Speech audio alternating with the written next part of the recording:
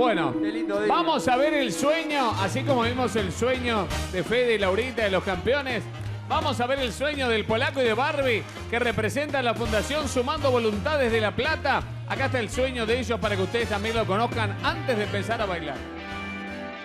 Estamos trabajando con la difícil y dolorosa situación que es la gente de la calle, la gente que se quedó sin techo, la gente que ha perdido todo. Y asistimos toda la gente todas las noches con viandas de comida, con mantas, con colchones. Es poderles dar techo, casa, comida y que ellos tengan un trabajo hasta que se puedan alquilarse una casita. Esa es la función de la fundación.